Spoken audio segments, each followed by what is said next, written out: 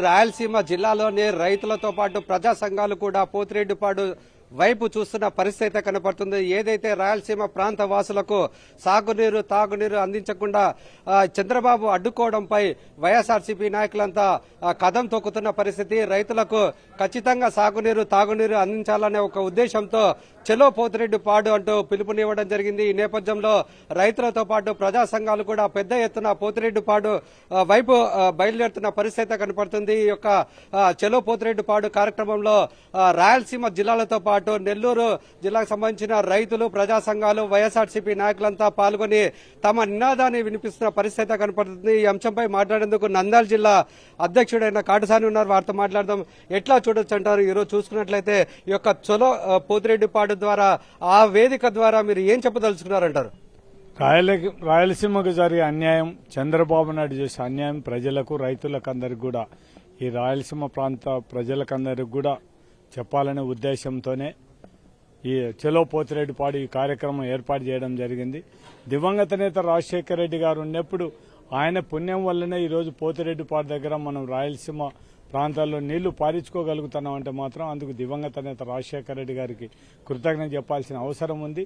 ఇప్పుడు ఈ పరిస్థితి ఉండే పరిస్థితుల్లో శ్రీశైలం రిజర్వాయర్లో ఉండే నీళ్లు కూడా 841 అడుగుల పైన ఉంటేనే తప్ప పోతిరెడ్డిపాడు దగ్గర నీళ్లు రాని పరిస్థితి.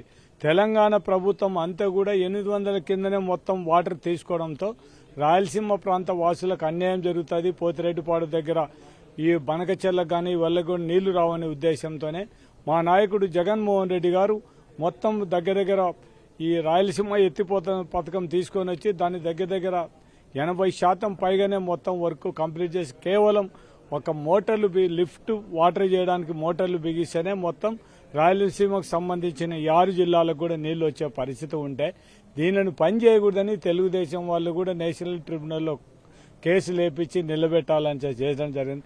దురదృష్టవశాత్తు మనం వైఎస్ఆర్సీపీ పార్టీ ఓడిపోవడం, మొత్తం రాయలసీమ ఎత్తిపోతల గురించి ఆలోచన చేయండి. మీరు చెప్తున్నారంటే ఈ యొక్క రాయలసీమ ప్రాంత వాసులకు ఒక లిఫ్ట్ ఇరిగేషన్ అనేది గుండకాయ లాంటిది. ఈ యొక్క లిఫ్ట్ ఇరిగేషన్ ఉండడం వల్లనే పూర్తి స్థాయిలో మేలు జరుగుతుందని. మరి ఎందుకు చంద్రబాబు యొక్క చీకటి ఒప్పందం తీసుకుని రాయలసీమ ప్రాంత వాసులకు అన్యాయం చేశారనుకుంటున్నారు? చంద్రబాబు నాయుడు గారికి మొదటి నుంచి కూడా రాయలసీమ అంటే ప్రేమ లేదు.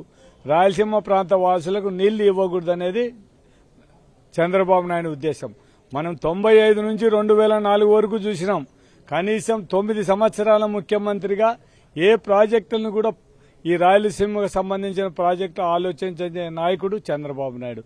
దివంగత నేత రాజశేఖర రెడ్డి గారు వచ్చిన తర్వాతనే రాయలసీమకు న్యాయం జరిగిందంటే మాత్రం ఒక దివంగత నేత రాజశేఖర రెడ్డి దగ్గర జరిగిందని చెప్పాల్సిందే తప్ప చంద్రబాబు నాయుడుకి ఏం లేదు. ఆయనకి ఎంతసేపు ఉన్నాను ఇంకొకరి మీద ప్రేమ ఉంది తప్ప రాయలసీమ వాసిగా ఉండి రాయలసీమ ముఖ్యమంత్రిగా ఉండి కూడా రాయలసీమకు అన్యాయం చేసే పరిస్థితి ఉండడం జరుగుతుంది.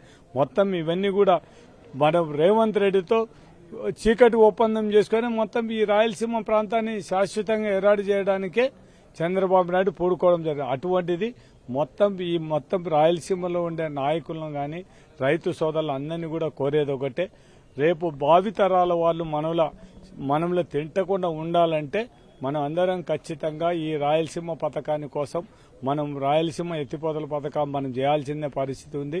దానికోసం మనం అవసరమై అనుకుంటే ఏ దానికైనా ఏ ఉద్యమాలకు కూడా వెనకాడకుండా ఖచ్చితంగా దాన్ని పూర్తి చేయడానికి మనం అందరూ కూడా రైతులము మొత్తం కూడా ప్రభుత్వం మీద ప్రెజర్ తీసుకురావాలనే ఉద్దేశంతోనే చలో పోతిరెడ్డిపాడు ఈ కార్యక్రమం పెట్టడం జరిగింది. ఇందుకు రైతులందరూ కూడా పెద్ద ఎత్తున సహకరించడం జరుగుతుంది. కాబట్టి రైతు సోదరులందరినీ కూడా కోరేదైతే నాయకులు మనం భావితరాల వాళ్ళు మనల్ని ఏమనకూడదంటే మాత్రం ఈ ప్రాజెక్టుల కోసం మనం ఖచ్చితంగా పనిచేయాల్సిన అవసరం ఉంది. టీడీపీ నాయకులు చెప్తున్నారు అంటే ఈ యొక్క రాయలసీమకు లిఫ్ట్ ఇరిగేషన్ అనేది ఉపయోగం లేదని చెప్పేసి టీడీపీ నాయకులు చెప్తున్నారు కదా, దాని మీద ఏమంటారు?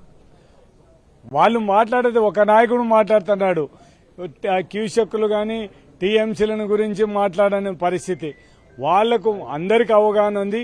ఈ రాయలసీమ కోసం ఖచ్చితంగా మీరే ఈ రాయలసీమ ప్రాంతాన్ని తెలుగుదేశం నాయకులు మీరే అన్యాయం చేస్తున్నారు. కాబట్టి మీరు కూడా మాతో కలిసి రండి. మీరు కూడా రాయలసీమలో ఒక రైతుగా ఒక నాయకుడిగా ఈ ప్రాంతానికి జరిగే అన్యాయాన్ని ఖచ్చితంగా మనం ప్రతిఘటించాల్సిన అవసరం ఉంది.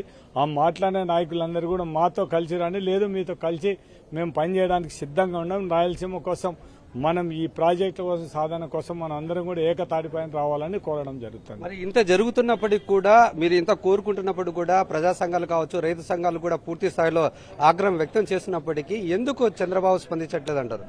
చంద్రబాబుకు ఈ రాయలసీమ మీద ప్రేమ లేదబ్బా.